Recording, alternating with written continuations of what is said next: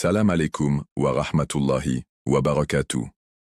Au nom d'Allah, le tout miséricordieux, le très compatissant, que la paix et les bénédictions soient sur le messager d'Allah, sa famille purifiée et tous ceux qui suivent le chemin de la vérité. Aujourd'hui, nous commençons un voyage dans l'un des sujets les plus profonds, mystérieux et bouleversants de l'histoire islamique et de l'eschatologie, la vie cachée de l'imam al-Mahdi, que la paix soit sur lui.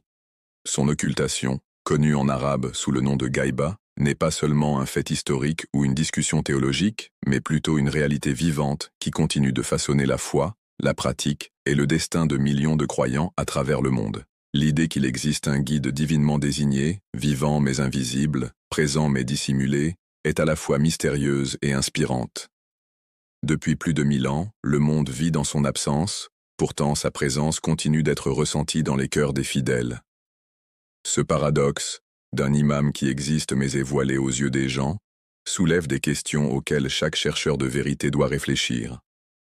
Pourquoi l'imam est-il caché? Quelle sagesse se cache derrière sa dissimulation? Comment les croyants doivent-ils vivre durant cette période d'attente? Et surtout, quelles leçons l'humanité peut-elle tirer de cette disposition divine?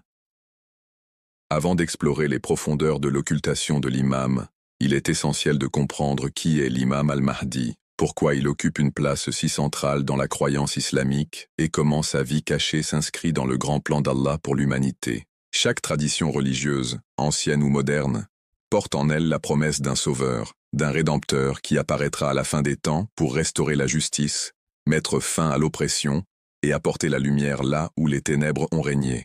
Les Juifs attendent le Messie, les chrétiens anticipent le retour de Jésus-Christ, les zoroastriens attendent Saoshyant, les hindous espèrent la venue de Kalki Avatar et les bouddhistes attendent Maitreya.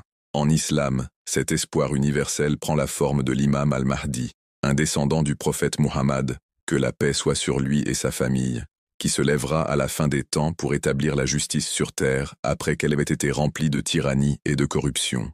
Le prophète lui-même a parlé clairement de lui dans de nombreuses traditions largement acceptées à la fois par les écoles sunnites et chiites. Dans un hadith, le prophète a dit « Même s'il ne restait qu'un seul jour pour ce monde, Allah prolongerait ce jour jusqu'à ce qu'il fasse apparaître un homme de ma descendance, des enfants de Fatima, qui remplira la terre d'équité et de justice comme elle avait été remplie d'oppression et de tyrannie. » Ainsi, la croyance en l'imam Mahdi n'est pas limitée à une secte ou à un groupe. C'est une doctrine islamique universelle profondément enracinée dans les paroles du prophète. C'est une croyance qui a vécu dans les cœurs des musulmans pendant des siècles, leur donnant de l'espoir en période d'épreuve et une vision d'un avenir libéré de l'injustice.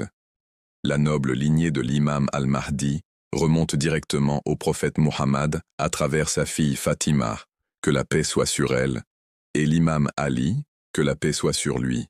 Il est le 12e imam dans la ligne de succession reconnue par l'école chiite, succédant à l'imam Hassan al-Askari, que la paix soit sur lui.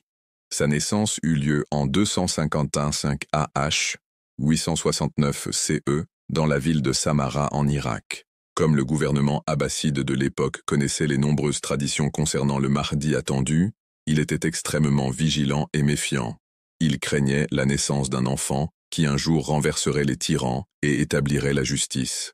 C'est pourquoi la naissance de l'imam Mahdi fut tenue secrète, tout comme la naissance du prophète Moïse, que la paix soit sur lui, avait été cachée à Pharaon qui craignait la prophétie de sa chute. Dès ses premiers instants, l'imam Mahdi vécut sous la protection divine. Sa vie fut préservée par des mesures extraordinaires, car sa mission n'était pas limitée à une génération ou à un lieu. Elle devait s'étendre sur des siècles et culminer dans l'établissement ultime de la vérité sur le mensonge. Son existence n'était connue que d'un petit nombre de compagnons de son père, et ce secret faisait partie du grand plan d'Allah. Après le martyre de son père, l'imam Hassan al-Askari, le jeune imam Mahdi, assuma l'imamat à un âge très tendre. Cependant, en raison des dangers politiques qui l'entouraient, Allah décréta que son leadership se déroulerait d'une manière unique, par une période d'occultation. Cette occultation se diviserait en deux étapes, la petite occultation, Gaïbat al-Sugra, et la grande occultation, Gaïbat al-Kubra. Pendant la petite occultation, qui dura environ 70 ans, L'imam n'était pas physiquement accessible au public, mais il maintenait un contact avec la communauté par l'intermédiaire de 4 représentants spécialement désignés, appelés les 4 députés. Ces députés agissaient comme intermédiaires, transmettant les questions des croyants à l'imam et rapportant ses réponses. Cette période servit de transition, préparant la communauté à une époque où l'imam n'aurait plus de représentants désignés et resterait complètement caché jusqu'à ce qu'Allah permette sa réapparition. La grande occultation commença en l'an 329 AH 941 CE, lorsque le dernier des 4 députés décéda. À partir de ce moment, la communication directe de l'imam avec la communauté cessa et l'humanité entra dans une longue période d'attente, une attente qui continue jusqu'à ce jour. Le concept d'un dirigeant vivant mais caché aux yeux des gens n'est pas facile à saisir. Il défie l'imagination humaine et exige une foi profonde. Certains pourraient demander, si l'imam est vivant, pourquoi n'apparaît-il pas?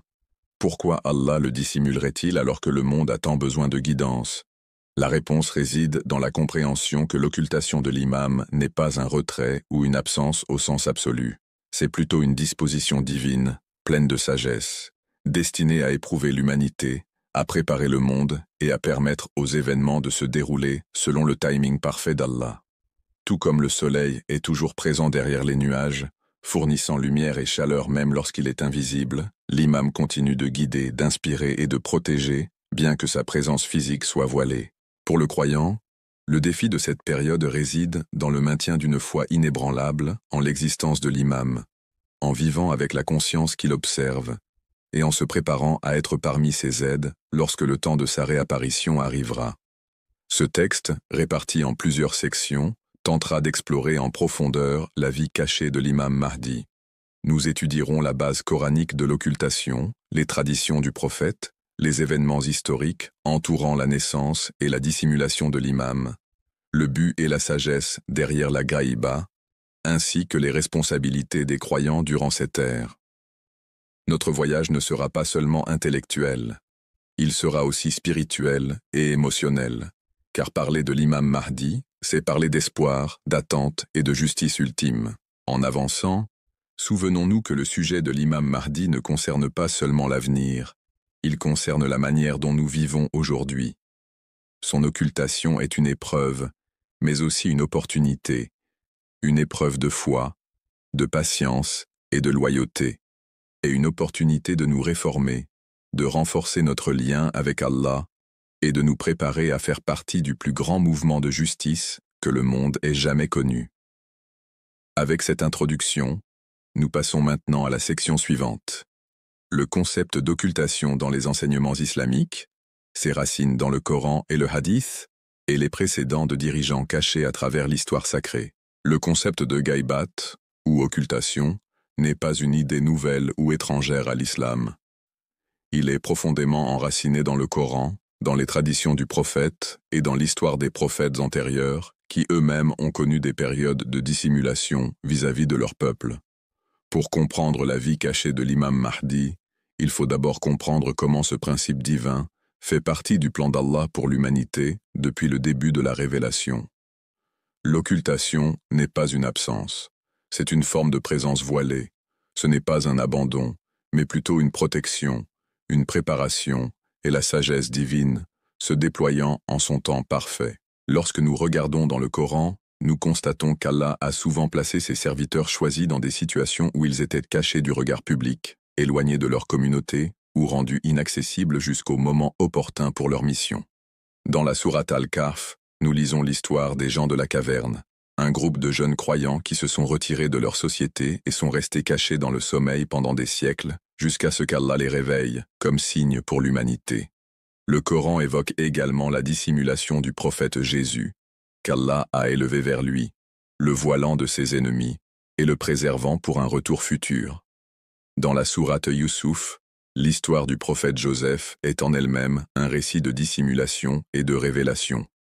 Caché de ses frères, caché dans un puits, caché dans l'esclavage, caché en prison, jusqu'à ce que vienne le moment où son rôle de dirigeant et de sauveur soit dévoilé. Allah déclare dans le Coran: « Et nous avons désigné parmi eux des guides qui guidaient par notre ordre, lorsqu'ils enduraient patiemment et qu'ils étaient convaincus de nos signes. » Sourate As-Sajda 32-24. Le leadership par désignation divine exige de la patience, à la fois du dirigeant et de la communauté. La dissimulation d'un dirigeant n'est pas une négation de son rôle, c'est une étape de l'école divine, où la foi est mise à l'épreuve et renforcée. Le prophète Muhammad lui-même a prédit l'occultation de l'imam Mahdi dans de nombreux récits. Il a dit que le Mahdi disparaîtra du peuple et que durant son occultation, les fidèles continueront de l'attendre, tandis que d'autres le nieront. Dans un hadith, l'imam Ja'far al-Sadiq, le 6e imam, a rapporté que le Mahdi connaîtrait 2 occultations, une courte, durant laquelle seuls quelques-uns sauraient où il se trouvait, et une longue, durant laquelle la majorité des gens seraient confus quant à son existence. Ces récits établissent les bases de la compréhension chiite de la Gaïba, mais ils ne se limitent pas aux sources chiites. De nombreuses traditions sunnites décrivent également le Mahdi comme caché avant son émergence. Pour comprendre à quel point ce concept est naturel, il faut se rappeler l'histoire des prophètes précédents. Considérons le prophète Moussa, paix sur lui. Dès le début, sa vie a été dissimulée pour sa protection. Pharaon avait été averti qu'un enfant issu des Israélites mettrait fin à sa tyrannie, il ordonna donc le massacre des nouveau-nés mâles. Pourtant, Allah commanda à la mère de Moussa de le déposer dans le fleuve, lui promettant qu'il lui rendrait l'enfant et qu'il en ferait un prophète. Moussa grandit dans la propre maison de Pharaon, caché à la vue de tous, sous la protection du plan d'Allah. Plus tard, lorsque Moussa tua accidentellement un Égyptien, il s'enfuit en exil et vécut éloigné de son peuple pendant des années, caché jusqu'à ce qu'Allah lui ordonne de revenir avec sa mission. Cette dissimulation n'était pas une faiblesse, c'était une préparation. Le prophète Isa, paix sur lui, est peut-être l'exemple le plus direct de Gaïba. Selon le Coran, lorsque les ennemis de Jésus complotèrent pour le tuer, Allah ne leur permit pas de réussir. Au contraire, Allah éleva Isa vers lui, le dissimulant aux hommes, et déclara « Ils ne l'ont ni tué ni crucifié, mais cela leur est apparu ainsi. Au contraire, Allah l'a élevé vers lui. Et Allah est puissant et sage. » Sourate An-Nisa 4, 157-158. Isa fut caché, mais non mort. Sa mission ne fut pas terminée, mais préservée pour un temps futur. Les musulmans croient qu'Isa reviendra à la fin des temps et qu'il se tiendra aux côtés de l'imam Mahdi pour accomplir le triomphe final de la vérité. C'est une preuve puissante que l'idée d'un dirigeant vivant mais caché est parfaitement cohérente avec la pratique divine. Le prophète Yusuf, paix sur lui, a lui aussi connu différentes formes de dissimulation. Ses frères conspirèrent contre lui et le jetèrent dans un puits, le cachant ainsi à leur père. Plus tard, il fut vendu comme esclave et disparut de la connaissance de sa famille. Des années plus tard, il fut emprisonné en Égypte, de nouveau caché du regard public. Chaque étape de dissimulation n'était pas inutile. Elle constituait une préparation à son rôle ultime de trésorier d'Égypte et de sauveur de son peuple. Son histoire est une parabole pour l'imam, celui qui est caché de ses proches, que l'on croit perdu, mais qui émergera un jour dans la grandeur, pardonnant à ceux qui l'avaient abandonné et les guidant avec miséricorde. L'histoire islamique est remplie de ces moments de dissimulation où la sagesse divine voile un dirigeant aux yeux du peuple jusqu'au moment opportun. L'occultation de l'imam Mahdi n'est donc pas un événement isolé. Elle fait partie d'un schéma divin, une sunna d'Allah dans l'histoire. De la même manière que les prophètes avant lui furent cachés pour les protéger du danger, pour les préparer à leur mission ou pour éprouver la foi de leurs partisans, ainsi l'imam Mahdi est-il caché. Il est important de comprendre que la Gaïba n'est pas simplement une absence, c'est une épreuve de loyauté et de foi. Lorsqu'un prophète ou un imam est physiquement présent, la croyance est plus facile, car les gens peuvent voir, entendre et toucher leur guide. Mais lorsque le guide est voilé, la croyance exige conviction, patience et confiance dans l'invisible. Le Coran loue ceux qui croient à l'invisible. C'est le livre au sujet duquel il n'y a aucun doute, une guidée pour les pieux, qui croient à l'invisible, accomplissent la prière et dépensent de ce que nous leur avons attribué. Sourate Al-Baqarah 2, 2, 3. La croyance en l'imam Mahdi, durant son occultation, est donc une forme de croyance en l'invisible, un degré plus élevé de foi. L'histoire montre que les ennemis de la vérité ont toujours cherché à tuer ou réduire au silence ceux qui défendent la justice. L'imam Mahdi, en tant que sauveur promis, aurait été la cible des tyrans dès sa naissance. Les Abbassides connaissaient la prophétie, tout comme Pharaon connaissait celle de Moïse. Leur surveillance de la maison de l'imam Hassan al-Askari était intense, dans l'espoir d'empêcher l'émergence de l'attendu. Le plan d'Allah fut de le dissimuler, de le placer en gaïba, non par faiblesse mais par force, car sa mission n'est pas pour une époque, mais pour toutes les époques, jusqu'à la fin des temps. Ainsi, le concept de gaïba nous relie directement au Coran, aux histoires des prophètes antérieurs et à l'histoire vivante de l'islam. Il nous enseigne que la dissimulation n'est pas un abandon, que l'absence n'est pas l'inexistence. Elle fait partie d'une tradition divine de protection, de préparation et de dévoilement au moment fixé. De la même manière que la nuit cache l'aube sans pouvoir l'arrêter, ainsi la gaïba de l'imam Mahdi le dissimule temporairement, tandis que son émergence reste certaine et inévitable. L'occultation de l'imam al-Mahdi n'est pas un événement unique, mais plutôt un parcours divisé en deux étapes distinctes. La sagesse d'Allah a déployé la vie cachée de l'imam d'une manière qui a progressivement préparé la communauté musulmane à la grande épreuve de son absence. Ce plan divin commença avec ce que l'on appelle la petite occultation, puis entra dans la longue et continue étape de la grande occultation. Chaque phase porte son propre sens, ses propres défis et ses propres leçons pour les croyants. En méditant sur ces deux phases, nous acquérons une compréhension non seulement de la vie de l'imam, mais aussi de l'éducation spirituelle qu'Allah a placée sur cette Oumma. Lorsque l'imam Hassan al-Askari, le 11e imam, fut martyrisé en 260 de l'Hégire, son jeune fils, Muhammad ibn Hassan, hérita du manteau de l'imamat. À cette époque, les autorités abbassides étaient désespérées de trouver et d'éliminer cet enfant, car elles étaient conscientes des nombreuses traditions prophétiques annonçant l'avènement du Mahdi issu de la descendance du prophète.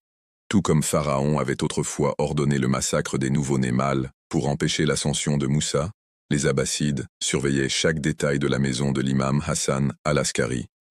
Ils avaient des espions à l'affût de la naissance d'un enfant, espérant éteindre la lumière avant qu'elle ne brille.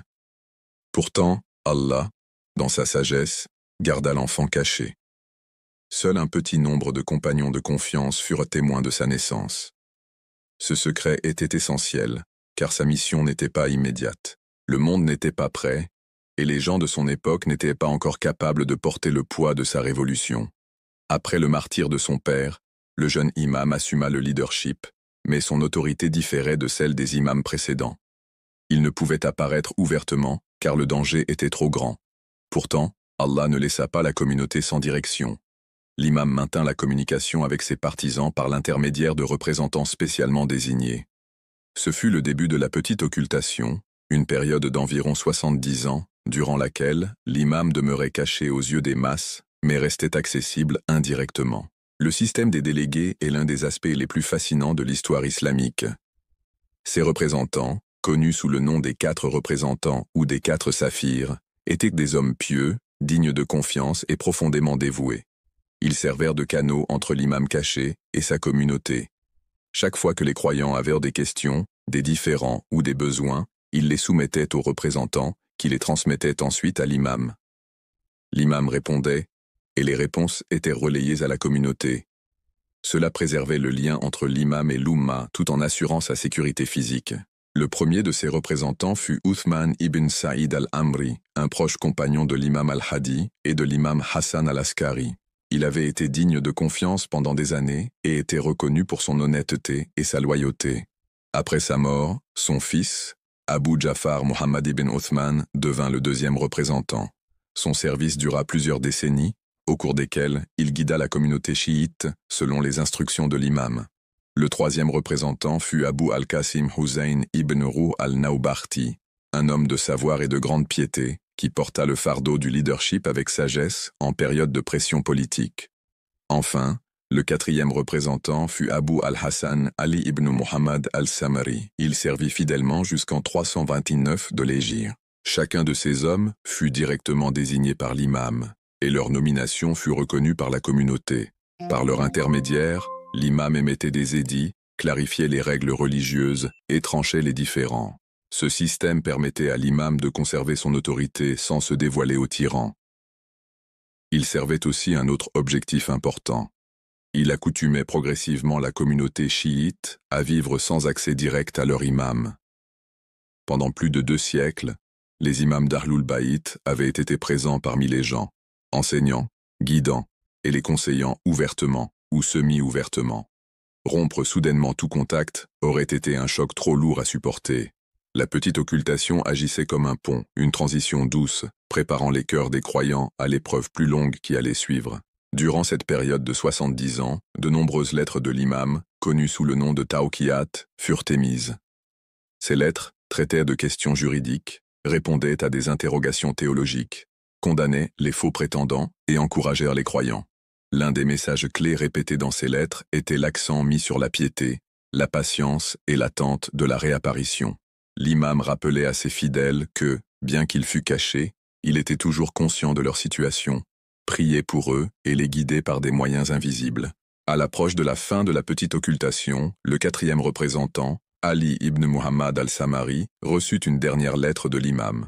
Cette lettre l'informait que sa mort était proche et qu'aucun successeur ne serait nommé après lui. Avec sa disparition, l'ère des représentants directs prendrait fin, et l'humanité entrerait dans la grande occultation. Dans cette lettre, l'imam déclara que quiconque prétendrait être son représentant par la suite serait un menteur, car le temps de cette représentation était terminé. C'était une protection claire contre les imposteurs qui auraient pu exploiter la communauté. La grande occultation commença en 329 de l'Hégire et continue jusqu'à aujourd'hui. Contrairement à la petite occultation, où il existait des intermédiaires désignés, la grande occultation se caractérise par une absence totale de contact direct avec l'imam. Il est vivant, mais caché. Il observe, mais n'intervient pas ouvertement. Le monde reste sans accès direct à lui, et cela dure depuis plus d'1 millier d'années. La longueur de cette période est l'une de ses plus grandes épreuves. 70 ans de petite occultation constituaient déjà un défi, mais c'était encore dans la durée d'une vie humaine. La grande occultation, en revanche, s'étend sur des siècles. Des générations sont nées et se sont éteintes, chacune attendant, chacune aspirant, chacune espérant assister au retour de l'imam. L'épreuve est profonde. Les gens continueront-ils à croire en lui, à lui rester loyaux et à se préparer pour lui, même lorsqu'ils ne le voient pas de leurs yeux? Certains pourraient se demander, pourquoi cette période doit-elle être si longue? Pourquoi Allah a-t-il décrété une absence si prolongée? La sagesse d'Allah est immense, mais les savants ont réfléchi à plusieurs raisons. Premièrement, le monde lui-même n'est pas encore prêt. La mission de l'imam Mahdi n'est pas une petite révolte locale, c'est une transformation globale. Il ne corrigera pas seulement une société, mais réformera le monde entier, démantelant des siècles de corruption et établissant la justice universelle. Pour qu'une telle révolution réussisse, l'humanité doit atteindre un stade de maturité où l'échec des faux systèmes est pleinement exposé et où le désir d'une véritable justice devient universel. Deuxièmement, la longue occultation éprouve la sincérité des croyants. Lorsqu'un chef est physiquement présent, la loyauté peut être mêlée d'intérêts personnels ou de pression sociale. Mais lorsqu'un chef est invisible, seule la véritable foi entretient la dévotion. Croire en l'imam caché, rester ferme en son absence et vivre selon ses enseignements même lorsqu'il n'est pas visible, voilà les marques d'un engagement authentique. L'occultation sépare les sincères des insincères, les patients des impatients. Troisièmement, l'occultation protège l'imam des complots des tyrans. Tout au long de l'histoire, les dirigeants ont tenté de réduire au silence ou d'assassiner ceux qui défendèrent la justice.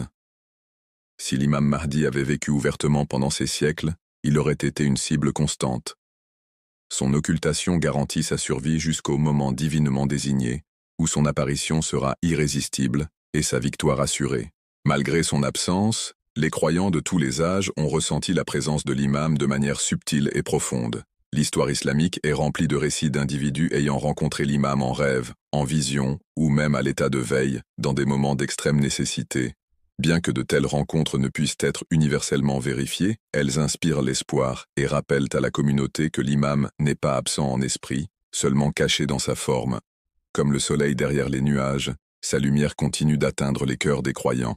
La grande occultation a aussi placé une lourde responsabilité sur les savants et les dirigeants de la communauté. En l'absence de directives directes, il incombe aux érudits religieux de préserver les enseignements de l'islam, d'expliquer les règles du Coran et de la Sunna et de maintenir la communauté ferme. Ce système, connu sous le nom d'Ijtihad, garantit que l'Oumma ne soit pas laissée dans la confusion.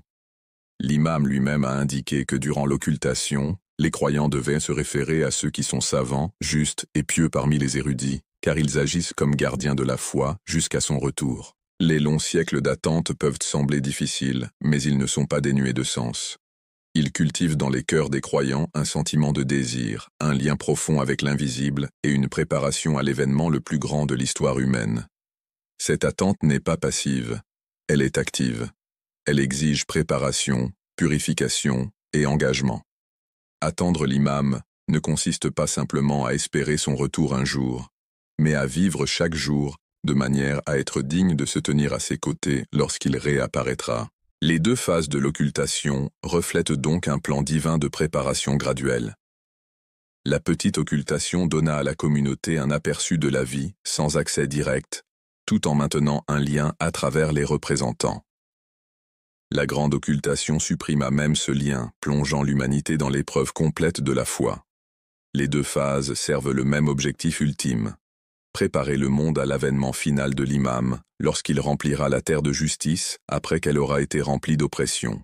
Ainsi, plus de 1000 ans se sont écoulés depuis que l'imam est entré dans sa grande occultation.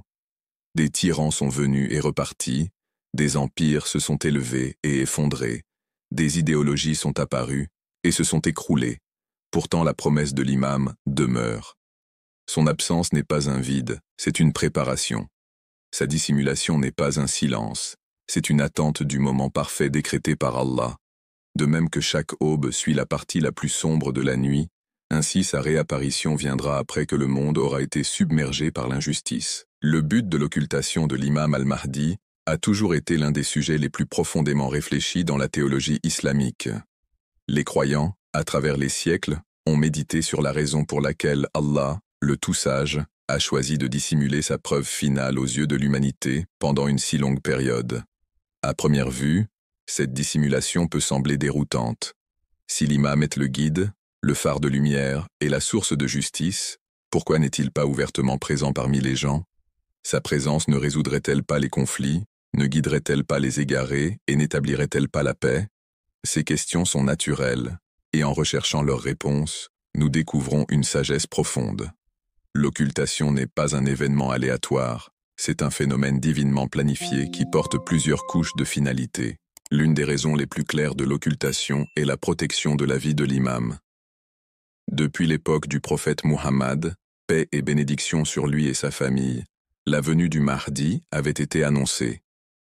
Les traditions à son sujet étaient si répandues que même les dirigeants de l'époque connaissaient son nom, sa lignée et son rôle. Ils savaient qu'il surgirait des descendants de Fatima, la fille du prophète, et qu'il établirait la justice après que le monde eût été rempli de tyrannie. Cette connaissance rendait les tyrans inquiets. Tout comme Pharaon chercha jadis à tuer les nouveau-nés par crainte de la prophétie concernant Moïse, les dirigeants abbassides cherchèrent à empêcher la naissance et l'élévation du Mahdi. Ils mirent l'imam Hassan al-Askari sous surveillance, surveillèrent sa maison, et allèrent même jusqu'à examiner les femmes de sa famille, pour s'assurer qu'aucun enfant ne naisse. Pourtant, Allah en a décidé autrement. L'imam naquit en secret, et son existence fut cachée afin de le protéger d'un assassinat immédiat. S'il était apparu ouvertement dans son enfance ou sa jeunesse, les dirigeants de l'époque n'auraient pas hésité à le tuer, et l'humanité aurait perdu la preuve finale d'Allah avant même le début de sa mission. Ainsi, l'occultation sert de bouclier, préservant sa vie jusqu'au moment fixé par Allah. Au-delà de la protection physique, l'occultation remplit aussi une fonction spirituelle et éducative pour la communauté musulmane. Pendant des siècles, les musulmans eurent la présence directe de leurs imams. Même sous la persécution, les imams d'Ahlul Bayt étaient disponibles pour guider, enseigner et répondre aux questions. Avec l'occultation, cet accès direct fut retiré. Pourquoi? Parce qu'Allah voulait que la communauté mûrisse, qu'elle apprenne à se reposer sur les enseignements fondamentaux de l'islam, le Coran et la Sunna, et qu'elle développe des systèmes de savoir capables de préserver la religion. La dissimulation de l'imam créa une nécessité pour les savants de se lever, de pratiquer l'ijtihad et de protéger la foi contre la déformation. Sans cette responsabilité, la communauté serait restée dépendante, toujours en attente de réponses directes, sans jamais apprendre à grandir. Tout comme un enseignant se retire finalement pour permettre à ses élèves d'appliquer leurs connaissances, l'occultation de l'imam permet à l'Oumma de démontrer sa capacité à maintenir l'islam. Un autre but réside dans l'épreuve de la foi. La croyance en l'invisible est un principe central de l'islam. Le Coran commence par louer ceux qui croient en l'invisible, les déclarant comme les gens de taqwa. L'occultation de l'imam met cette croyance en pratique. Rester ferme dans la dévotion à un guide que l'on ne peut pas voir, continuer à se préparer à son retour même après des siècles d'attente, exige une sincérité profonde qui ne peut être feinte.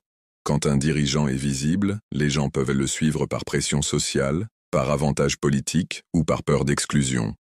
Mais quand le dirigeant est invisible, seule la conviction authentique soutient la loyauté. Ainsi, l'occultation sépare les véritables croyants des prétentieux. C'est un filtre à travers lequel Allah affine sa communauté, la purifiant jusqu'à ce qu'il ne reste que ceux qui possèdent une sincérité inébranlable. L'occultation garantit aussi que l'imam ne soit pas lié à un temps, un lieu ou une circonstance politique particulier. Sa mission n'est pas limitée à un empire, une dynastie ou une région. Sa révolution est universelle. Il n'est pas une figure du passé, liée aux luttes de l'histoire islamique ancienne, ni une figure du seul présent. Il appartient à tous les temps, à tous les lieux et à toutes les générations. Sa dissimulation lui permet de transcender l'histoire, de sorte que lorsqu'il réapparaîtra, il ne représentera pas un siècle ou une culture, mais l'humanité tout entière. Chaque génération qui l'attend ressent un lien avec lui, comme s'il lui appartenait. Cette universalité n'aurait pas été possible s'il était apparu et avait accompli sa mission dans le passé, car alors il appartiendrait à l'histoire plutôt qu'au présent et à l'avenir. Le but de l'occultation peut également être compris en observant comment Allah a géré les affaires de ses prophètes au cours de l'histoire. Beaucoup de prophètes ont connu des formes de dissimulation ou d'absence. Le prophète Moussa fut caché dans le Nil enfant pour le protéger des soldats de Pharaon. Le prophète Youssouf disparut de sa famille et vécut en Égypte pendant des années avant de retrouver ses frères. Le prophète Issa fut élevé aux cieux, dissimulé à ses ennemis et attend son retour. Ces précédents montrent que la dissimulation n'est pas un phénomène inhabituel, mais qu'elle fait partie du plan divin pour ses élus. Dans chaque cas, la dissimulation avait un but, la protection, la préparation ou l'épreuve. L'occultation de l'imam al-Mahdi suit la même sagesse divine, mais à une échelle mondiale. De plus, l'occultation nourrit dans le cœur des croyants un profond sentiment de désir et d'espérance. Attendre l'imam n'est pas un acte passif. C'est un état conscient et actif de préparation. Ceux qui l'attendent doivent constamment évaluer leur vie. Est-ce que je vis d'une manière qui me rendrait digne de me tenir à ses côtés? Est-ce que je contribue à la justice dans ma communauté? Ou est-ce que je participe à la corruption qu'il viendra éradiquer? Cette autoréflexion transforme l'attente en une discipline spirituelle. Elle maintient la flamme de l'espérance vivante, même dans les temps les plus sombres. Peu importe à quel point le monde devient oppressif, peu importe à quel point l'injustice se répand, le croyant sait qu'un sauveur est promis, que l'aube viendra après la nuit la plus longue. Cette espérance a donné de la force à des générations de musulmans qui ont enduré des épreuves, des persécutions et du désespoir. L'occultation soutient donc la communauté par l'espérance, une espérance qu'aucun tyran ne peut éteindre. Il est également important de considérer la formation psychologique et morale que l'occultation procure. Une société qui sait que son guide peut apparaître à tout moment est plus prudente dans ses actions. Les croyants qui sont conscients que l'imam les observe, même s'il est invisible, s'efforceront de vivre pieusement, d'éviter le péché et de défendre la justice. La présence invisible de l'imam agit comme un miroir de la conscience, rappelant aux croyants que rien n'est caché à Allah et à sa preuve. Tout comme la croyance au jour du jugement retient les gens du mal, la conscience de l'observation, cachée de l'imam, inculque la responsabilité morale. Ainsi, l'occultation est en elle-même une forme de supervision morale. Une autre sagesse réside dans la préparation du monde à une révolution d'une ampleur sans précédent. L'imam al-Mahdi ne réformera pas simplement un État corrompu, il transformera le globe entier. Une telle transformation requiert non seulement un guide, mais aussi une communauté prête à l'accueillir. À travers des siècles d'attente, les croyants développent des qualités de patience, de résilience et de discipline. Ils apprennent à s'organiser, à préserver leur foi sans supervision directe et à construire des institutions qui maintiennent l'islam. Lorsque l'imam réapparaîtra, il trouvera un noyau de croyants préparés, formés spirituellement par l'épreuve de son occultation. Sans cette préparation, sa révolution n'aurait pas une base solide. L'occultation permet aussi à l'humanité d'épuiser ses propres expériences. Au fil des siècles, d'innombrables systèmes de gouvernance, philosophies et idéologies ont émergé et se sont effondrés. Monarchie, empire, démocratie, communisme et dictature ont tous prétendu instaurer la justice, mais tous ont échoué d'une manière ou d'une autre. L'humanité, par sa propre expérience, en vient à reconnaître qu'aucun système créé par l'homme ne peut atteindre la véritable justice. Lorsque l'imam réapparaîtra, le monde aura atteint un point de désillusion collective. Cette préparation, née de la déception, rendra l'humanité plus réceptive au système divin de gouvernance que l'imam al-Mahdi établira. Sans cette longue période d'essais et d'erreurs, les gens pourraient encore placer leur espoir dans des systèmes imparfaits, résistant à l'appel de l'imam. Ainsi, l'occultation permet à l'histoire humaine de se dérouler jusqu'à un point où le besoin de direction divine devient indéniable. En outre, l'occultation préserve l'unicité et la sainteté de la mission de l'imam. S'il était apparu prématurément, sa révolution aurait pu être réduite à l'échelle d'une rébellion régionale, soumise aux limites politiques de son époque. En restant caché, il évite de s'enliser dans des luttes temporaires. Sa réapparition ne sera pas un soulèvement ordinaire, mais un événement décrété divinement, avec un impact universel. Le moment sera tel que son succès est garanti, car il s'alignera avec la volonté d'Allah et la préparation de l'humanité. On dit aussi dans les traditions que l'un des buts de l'occultation est de rappeler aux croyants leur dépendance à Allah seul. Trop souvent, les gens attachent leur foi aux personnalités plutôt qu'aux principes. Ils peuvent se reposer sur la présence physique d'un guide plutôt que sur la guidance éternelle de Dieu. L'occultation brise cette dépendance. Elle oblige la communauté à renforcer sa relation directe avec Allah, à s'attacher au Coran et à vivre selon les enseignements du prophète sans dépendre d'un rappel constant.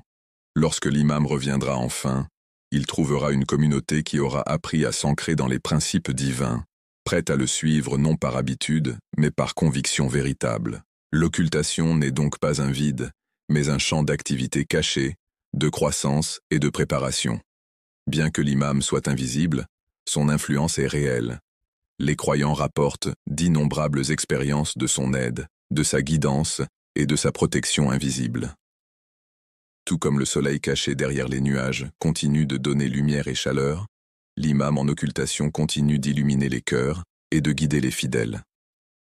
Sa dissimulation est un voile, non une absence. Toutes ces couches de sagesse révèlent que l'occultation n'est pas un problème à résoudre, mais un terrain divin d'entraînement. C'est un bouclier pour protéger l'imam, une épreuve pour purifier les croyants, une préparation à une mission mondiale et une étape permettant à l'humanité d'épuiser les systèmes illusoires. Elle entretient l'espérance, renforce la foi dans l'invisible et cultive la responsabilité. Par-dessus tout, elle garantit que lorsque l'imam réapparaîtra, le monde sera prêt, la communauté sera mûre et le moment sera divinement destiné au succès. La sagesse de l'occultation de l'imam al-Mahdi est l'un des aspects les plus profonds de la croyance islamique, car elle révèle comment Allah, dans sa science infinie, orchestre les événements non seulement pour une époque ou une génération, mais pour l'ensemble de l'humanité. Alors que le but de l'occultation met en évidence le plan divin et la protection de l'imam, la sagesse de l'occultation se concentre davantage sur les leçons et les bienfaits qu'elle apporte à la communauté des croyants. C'est là que nous commençons à comprendre que l'absence de l'imam n'est pas simplement une perte, mais plutôt une méthode divine de préparation, de formation et d'éveil de l'Oumma. L'occultation elle-même est un maître, un guide silencieux mais puissant, qui façonne le caractère spirituel, social et intellectuel des musulmans, qui attendent leur sauveur. Si nous imaginions un instant que l'imam était apparu immédiatement après sa naissance ou durant ses jeunes années, nous réaliserions rapidement les dangers et les limites d'un tel scénario. La communauté musulmane de cette époque était profondément divisée, en proie à des rivalités politiques et accablée par l'oppression constante de dirigeants tyranniques. Les califes abbassides, effrayés par les traditions annonçant la venue d'Al-Mahdi, imposèrent de sévères restrictions à la famille du prophète. Ils surveillaient étroitement l'imam Hassan al-Askari, sachant que de sa lignée viendrait le sauveur promis. Dans un tel climat, si l'imam s'était révélé ouvertement, la probabilité de son assassinat immédiat aurait été très élevée. Plus importante encore, le monde lui-même n'était pas prêt à le recevoir. Les gens n'étaient pas encore assez mûrs spirituellement, ni l'ordre mondial aligné de manière à soutenir sa mission universelle. La sagesse du retard de l'apparition est donc de donner à l'humanité le temps d'évoluer, d'atteindre un stade où l'appel de l'imam al-Mahdi pourra résonner universellement. L'histoire démontre que les grandes transformations exigent à la fois un guide et un peuple préparé. Lorsque le prophète Moussa s'éleva contre Pharaon, il ne fut pas immédiatement soutenu même par son propre peuple, dont beaucoup doutèrent de lui et regrettaient les conforts de l'esclavage. Lorsque le prophète Isa transmit son message, il fut rejeté par nombre de ses contemporains. Même le saint prophète Muhammad, bien qu'étant le sceau des prophètes, dut affronter une résistance pendant plus d'une décennie à la Mecque avant que les bases d'une communauté ne puissent être établies à Médine. Ces exemples montrent que le moment choisi est crucial. Si les gens ne sont pas préparés, même le guide le plus parfait ne peut établir la justice. C'est pourquoi l'occultation est en elle-même un acte de sagesse divine. Elle garantit que lorsque l'imam réapparaîtra, son appel ne tombera pas dans des oreilles sourdes, et sa révolution ne sera pas écrasée prématurément par des partisans non préparés. Au contraire, son absence s'étend sur des siècles, façonnant la psychologie des croyants, leur inculquant les valeurs de patience, d'attente ardente et d'amélioration constante de soi. En attendant, ils apprennent à se détacher des distractions mondaines et à se concentrer sur des idéaux plus élevés. Cette attente n'est pas un intervalle perdu, mais une période d'entraînement pour l'âme. Un autre niveau de sagesse réside dans la manière dont l'occultation éveille un sens de responsabilité au sein de la communauté. En présence de l'imam, il serait facile pour les gens de devenir passifs, de dépendre de lui pour chaque réponse, chaque jugement, chaque décision. Mais en son absence, les croyants sont contraints de prendre des initiatives. Ils se tournent vers le Coran, les enseignements du prophète et la guidance des savants pour résoudre leurs problèmes. Cette responsabilité fortifie l'Oumma, car elle les pousse à préserver et pratiquer activement leur religion au lieu de dépendre d'un guide pour le faire à leur place. Imaginons un étudiant constamment guidé par son professeur. Tant que le professeur est présent, l'élève peut paraître compétent, mais une fois le professeur parti, la véritable capacité de l'élève est mise à l'épreuve. De la même façon, l'occultation enlève la supervision constante de l'imam, permettant à la communauté de prouver sa sincérité. S'ils maintiennent la religion en son absence, cela démontre que leur foi n'est pas superficielle, mais profondément enracinée. Ainsi, l'occultation instaure maturité et indépendance chez les croyants, des qualités nécessaires pour la réussite future de la mission universelle de l'imam. Pourtant, même en son absence, l'imam al-Mahdi n'est pas déconnecté de son Oumma. Les traditions islamiques nous disent que l'imam, bien que caché, observe encore les actions des croyants.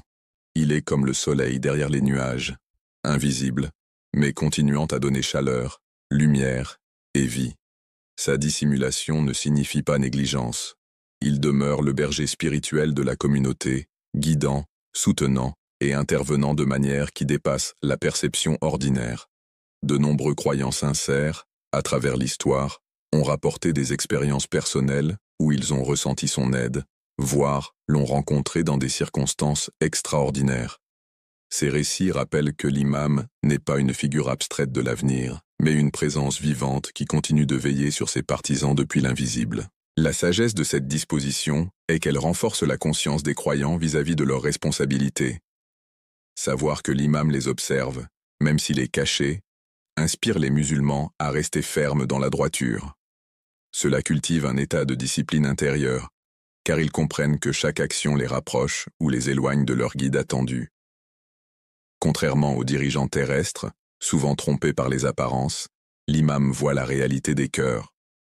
Cette conscience pousse les croyants à purifier leurs intentions, à vivre avec sincérité et à tendre constamment vers l'excellence morale. Un autre aspect de la sagesse de l'occultation est qu'elle personnalise la relation entre l'imam et ses partisans. En son absence physique, nul ne peut revendiquer une proximité exclusive avec lui en vertu de sa lignée, de sa richesse ou de sa position sociale. La seule voie d'approche est celle des actes personnels. Chaque croyant, quel que soit son statut, a une opportunité égale de renforcer son lien avec l'imam. Un homme pauvre dans un village reculé peut être plus proche spirituellement de l'imam qu'un riche dans les centres du pouvoir. Cette démocratisation de la proximité spirituelle est l'une des bénédictions cachées de l'occultation. Elle déplace l'attention des apparences extérieures vers les réalités intérieures. Ce qui compte n'est pas ce que nous sommes extérieurement, mais la sincérité avec laquelle nous vivons pour Allah et nous préparons au retour de l'imam. Si nous considérons les faits collectifs de ces sagesses, nous voyons comment l'occultation a façonné le monde musulman à travers les siècles.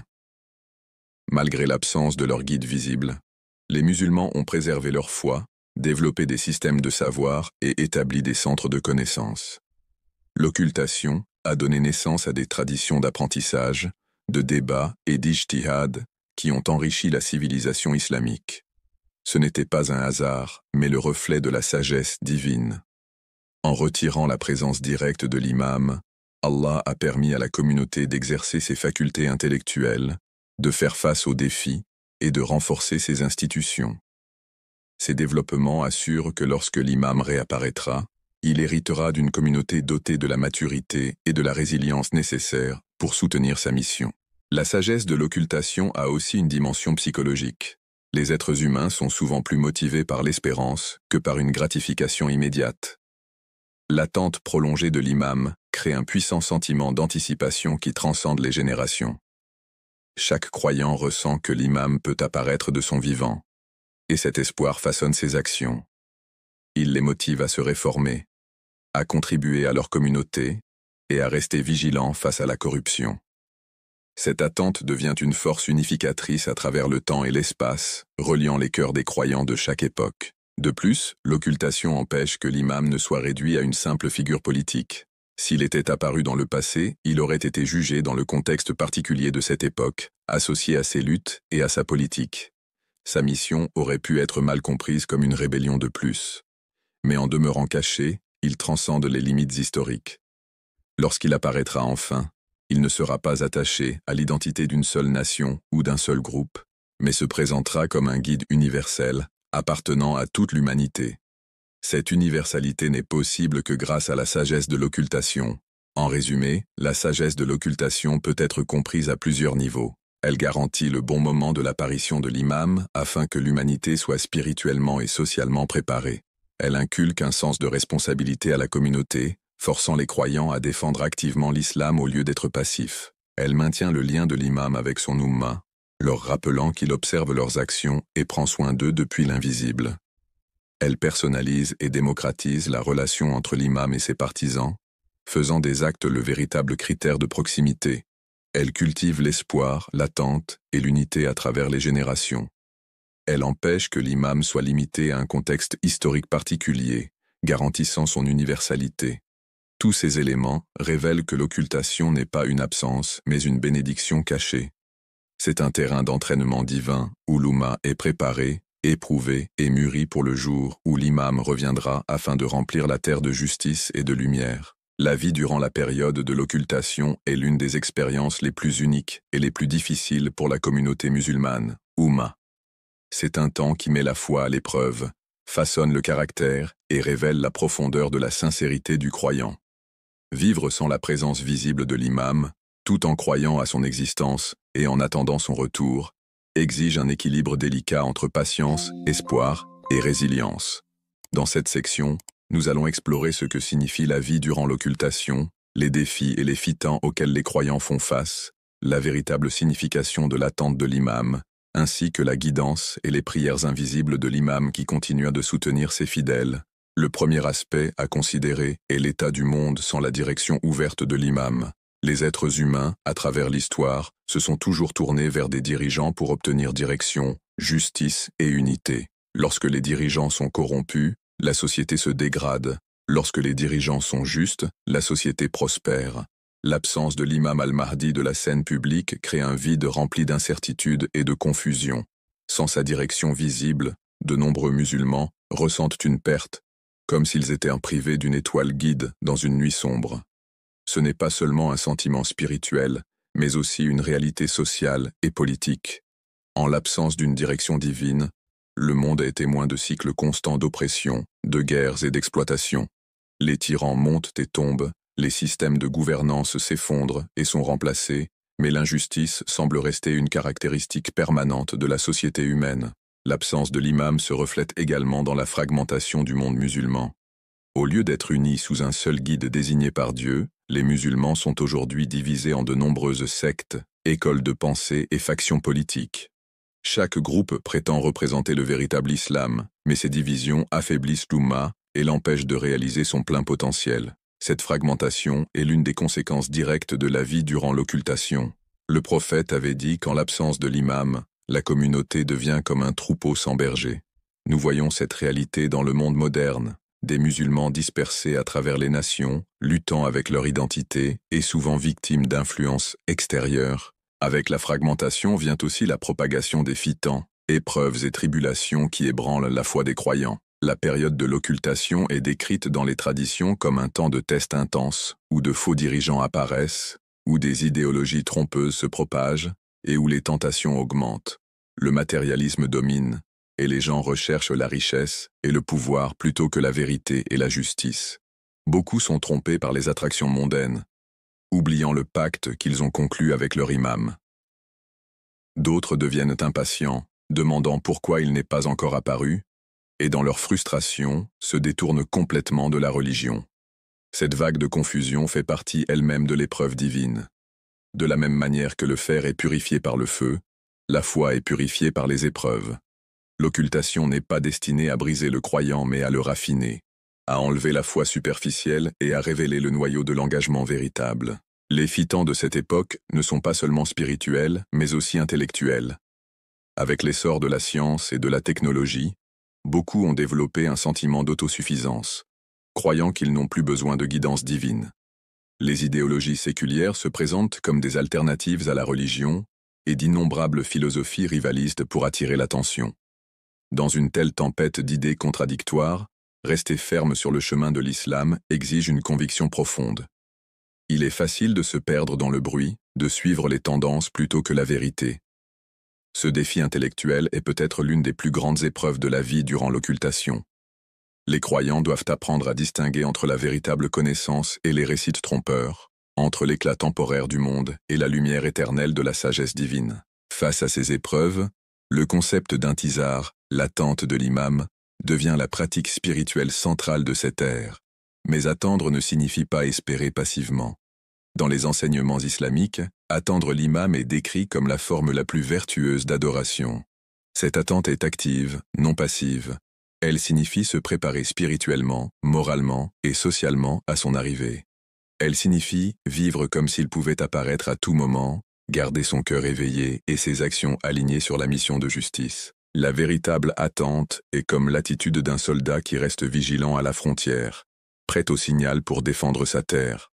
Le soldat ne dort pas, ni ne néglige son devoir, simplement parce que l'ennemi n'a pas encore attaqué. Il reste prêt à tout moment. De la même manière, le croyant à l'ère de l'occultation doit rester vigilant, s'améliorant constamment et servant sa communauté, afin que, chaque fois que l'imam apparaît, il soit prêt à répondre à l'appel. L'attente donc n'est pas simplement un désir émotionnel, c'est une discipline de vie. Elle consiste à transformer toute son existence en une préparation à l'imam. Le sens de l'attente a aussi une dimension sociale. Il ne suffit pas que les individus se préparent seuls. La communauté dans son ensemble doit cultiver la justice, la connaissance et l'unité pour pouvoir soutenir l'imam à son retour.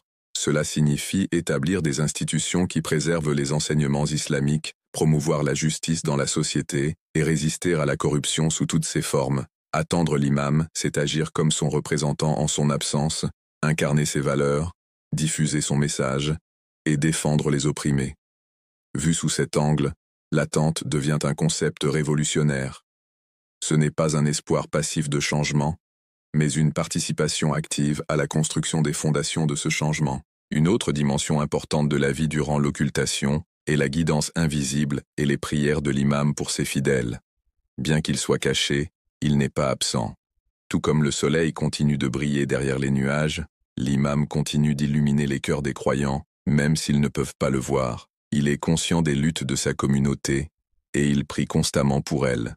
Ces prières ne sont pas ordinaires, elles sont les supplications d'un guide désigné par Dieu dont la proximité avec Allah donne à ses paroles une puissance immense. De nombreux récits nous disent que l'imam prie pour la sécurité, le pardon et la guidance de ses fidèles.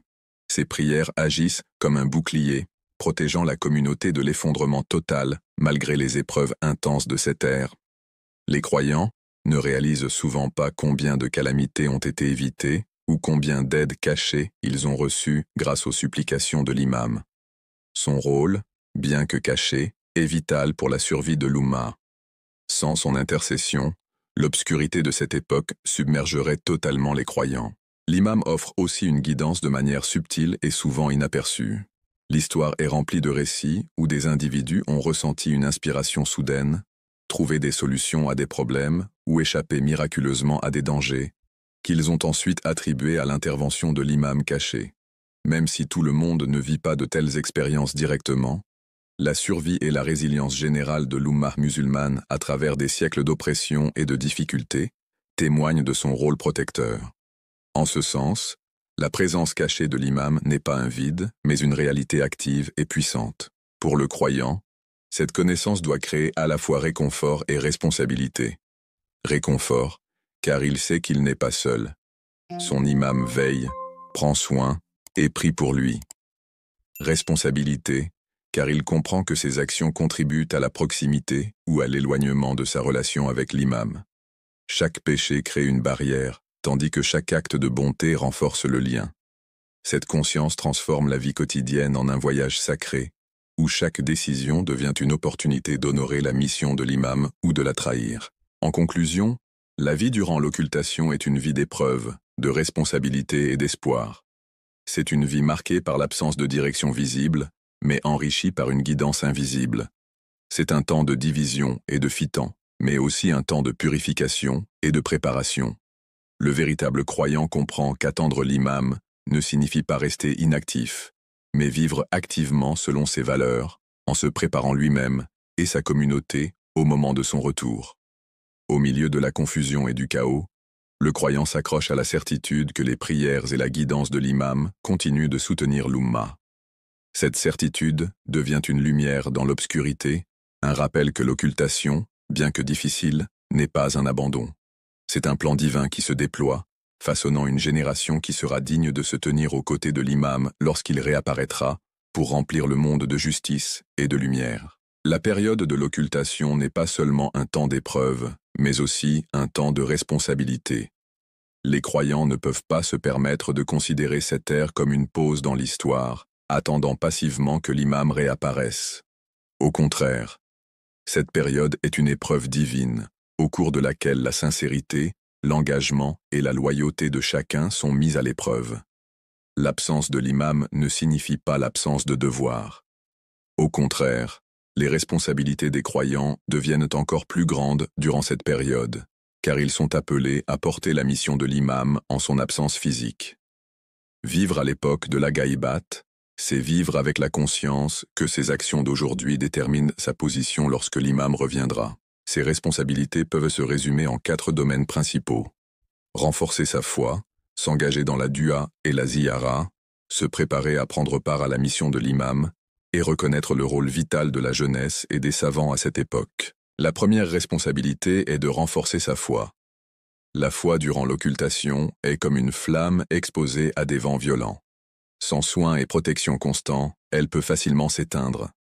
Les croyants doivent cultiver une foi profonde et inébranlable, capable de résister aux doutes, aux épreuves et aux tentations. Cette force de foi ne vient pas par hasard, elle demande un effort conscient.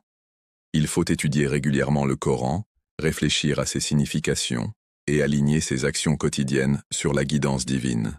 Les hadiths du prophète soulignent que les actes les plus aimés d'Allah sont ceux qui sont constants, même s'ils sont petits. La constance dans la prière, dans le rappel et dans les bonnes actions devient l'épine dorsale de la foi. La foi n'est pas simplement la croyance en l'imam occulté, mais la croyance dans le système divin qu'il représente. C'est la conviction que la promesse de justice d'Allah sera accomplie, que l'oppression ne durera pas éternellement et que la lutte des opprimés n'est pas vaine. Une telle foi donne un sens à la patience et à la résilience. Elle transforme le désespoir en espoir et fait de l'attente de l'imam un acte de courage. Renforcer la foi exige aussi de bâtir une résistance aux défis intellectuels. À l'ère moderne, des idéologies qui nient Dieu, sapent la moralité ou réduisent la vie humaine à la consommation matérielle sont répandues. Le croyant doit développer la capacité d'analyser ses idées de façon critique, de protéger son cœur des doutes et de préserver la pureté de la croyance dans un environnement sceptique. La deuxième responsabilité est de reconnaître le rôle central de la dua et de la ziyara à cette époque. La dua n'est pas seulement un rituel, c'est le pont entre le croyant et l'imam invisible. À travers des supplications sincères, les croyants expriment leur loyauté, leur désir et leur disponibilité. Des invocations particulières, telles que la Dua al-Faraj et la Dua al-Ahd, ont été préservées dans la tradition pour aider les croyants à renouveler chaque jour leur pacte avec l'imam. Ces prières ne sont pas symboliques, elles façonnent la conscience du croyant, lui rappelant quotidiennement ses responsabilités et alignant son cœur sur la mission de l'imam. Celui qui prie régulièrement pour la sécurité de l'imam et sa réapparition transforme progressivement son propre caractère, devenant plus engagé envers la justice et la vérité. La ziyara, ou la visite des sanctuaires des Ahlul Bayt, joue également un rôle crucial. Elle relie les croyants à l'héritage de ceux qui ont sacrifié leur vie pour la vérité. Quand un croyant visite le mausolée de l'imam Hussein, à Ilz, par exemple, il se rappelle que l'imam de son temps attend de lui la même loyauté et le même courage. La ziyara entretient l'esprit de résistance, s'assurant que le croyant n'oublie jamais son identité, ni sa mission. Ainsi, la dua et la ziyara deviennent des outils de résilience spirituelle durant l'occultation. Elles rappellent aux croyants que même si l'imam est caché, le chemin est clair et le lien reste vivant. La troisième responsabilité est la préparation. Se préparer à devenir partie prenante de la mission de l'imam. Le retour de l'imam n'est pas un événement isolé. Il requiert des gens prêts à le soutenir, à combattre à ses côtés et à établir la justice sur terre. Les narrations parlent des 313 compagnons qui se tiendront auprès de l'imam à son retour. Ces individus ne seront pas choisis au hasard. Ils seront ceux qui se seront préparés durant des années par une discipline spirituelle, une excellence morale et un service social. Se préparer à la mission de l'imam signifie développer le courage, la connaissance et l'altruisme. Cela signifie se libérer des désirs égoïstes et consacrer sa vie à un but supérieur. La mission de l'imam est universelle. Elle vise à déraciner la tyrannie, l'oppression et la corruption. Pour en faire partie, il faut cultiver des qualités de leadership, de sacrifice et de compassion. Celui qui ne peut pas maîtriser sa colère, son avidité ou sa paresse ne peut espérer servir dans une telle mission. La préparation commence donc par soi-même, mais elle s'étend aussi à la société. Les croyants doivent œuvrer pour établir la justice dans leur communauté, défendre les opprimés, promouvoir la vérité et résister aux mensonges. Ce faisant, ils deviennent de petits reflets de la mission plus vaste de l'imam, prêts à élargir leurs efforts lors de son retour. Enfin, les rôles des jeunes et des savants sont centraux à l'époque de la Ghaibat. La jeunesse incarne l'énergie, la passion et la créativité. Ce sont eux qui peuvent propager le message de l'islam avec vitalité, qui peuvent se dresser contre l'oppression avec courage, et qui peuvent adapter les principes intemporels de l'islam aux nouveaux défis. L'histoire montre que les révolutions sont souvent menées par des jeunes dont les cœurs sont purs et les esprits intacts. La mission de l'imam nécessitera aussi de tels jeunes, des individus intrépides, dévoués et prêts à tout sacrifier pour la vérité. Pour cette raison, la responsabilité de la jeunesse aujourd'hui est immense. Elle doit utiliser son énergie pour apprendre, agir et servir.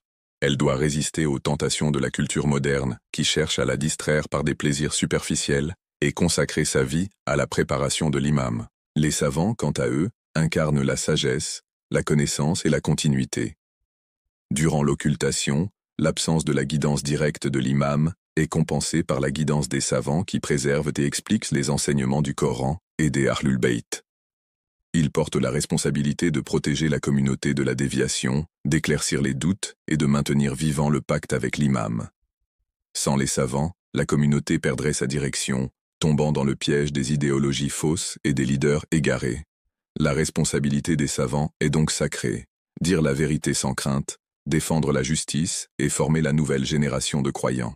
La société idéale durant la Ghaibat est celle où les jeunes et les savants œuvrent main dans la main, les jeunes apportant l'énergie et l'action, les savants offrant la guidance et la sagesse. Ensemble, ils créent un équilibre qui permet à la communauté de prospérer même en l'absence de l'imam. Chaque croyant, quel que soit son âge ou son statut, doit contribuer à cet effort. L'occultation de l'imam n'est pas une période d'inactivité, mais une période de préparation, au cours de laquelle les croyants doivent prouver qu'ils sont dignes de son retour. En résumé, les responsabilités durant la Ghaïbat sont lourdes mais nobles. Chaque croyant est appelé à renforcer sa foi, à rester connecté par la dua et la ziyara, à se préparer à participer activement à la mission de l'imam et à reconnaître le rôle vital des jeunes et des savants. Remplir ces responsabilités transforme la période de l'occultation d'un temps de désespoir en un temps de croissance. Elle devient une période d'entraînement où les croyants apprennent la patience, la résilience et la dévotion. Lorsque l'imam réapparaîtra enfin, seuls ceux qui auront assumé ces responsabilités seront prêts à se tenir à ses côtés. L'occultation n'est donc pas un vide, mais une opportunité. Une chance pour l'Oumma de prouver sa loyauté, de cultiver ses forces et de se préparer à l'aube de la justice que l'imam apportera. Le concept de Ghaïbat n'est pas un mystère destiné à nous troubler, c'est un message divin destiné à nous éveiller. Le véritable message de l'occultation est que la vie n'est pas une attente passive, mais un engagement actif, vécu avec but, discipline et loyauté. L'absence de l'imam Mahdi n'est pas un abandon, c'est une épreuve de foi. C'est la manière dont Allah distingue ceux qui croient seulement lorsqu'ils voient, de ceux qui croient même lorsque l'invisible les entoure. Le message de la Ghaïbat est clair.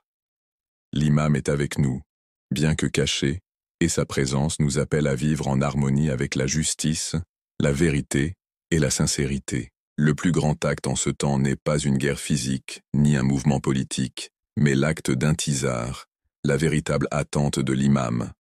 Attendre, dans ce contexte, n'est pas un état passif de désir, c'est une forme active d'adoration. Les narrations nous disent que le meilleur acte d'adoration est d'attendre la délivrance. Mais attendre ne signifie pas rester inactif. Cela signifie se transformer soi-même, transformer sa famille et sa société, afin que lorsque l'imam apparaîtra, nous soyons prêts. L'intizar est une mission de vie. Il signifie résister à la corruption même lorsqu'il est plus facile d'y céder, dire la vérité même lorsqu'elle coûte cher, et bâtir l'espérance même lorsque le monde semble sombre. L'intizar est un acte de courage, un acte de foi et un acte d'amour. Le croyant qui attend véritablement l'imam Mahdi vit chaque jour comme si l'imam pouvait revenir demain. Un tel croyant ne retarde pas le repentir, ne remet pas les bonnes actions à plus tard, et ne prend pas à la légère la responsabilité de la vie. Il prie pour l'imam, il prie pour les opprimés, et il organise sa vie selon les valeurs de justice et de miséricorde. Il résiste au désespoir, car il sait que le désespoir est l'arme de Shaitan. Au contraire, il s'accroche à l'espérance, car l'espérance est le don d'Allah à ceux qui restent patients. En fin de compte, le plus grand accomplissement d'un croyant est de rencontrer l'imam avec un cœur qui n'a jamais abandonné, une âme qui n'a jamais vacillé, et des mains qui ont travaillé sans relâche pour la vérité. Lorsque l'occultation est comprise sous cet angle, elle cesse d'être une période d'absence et devient une période de préparation. Le monde d'aujourd'hui est rempli de chaos, d'oppression et d'épreuves. Mais chaque épreuve est une occasion de prouver sa loyauté. Chaque difficulté est une chance de montrer sa patience. Chaque injustice est un rappel de la justice à venir. Le croyant marche dans ce monde, non pas dans le désespoir, mais dans l'anticipation. Il sait que, peu importe la noirceur de la nuit, l'aube est inévitable. L'aube de la justice est promise, et l'imam Mahdi est la lumière de cette aube. En concluant cette réflexion, nos cœurs se tournent naturellement vers la prière, car la prière est le langage du désir, et le désir est l'âme de l'intizar. Nous terminons non par des paroles d'analyse, mais par des paroles d'espérance, d'amour et de soumission au plan d'Allah.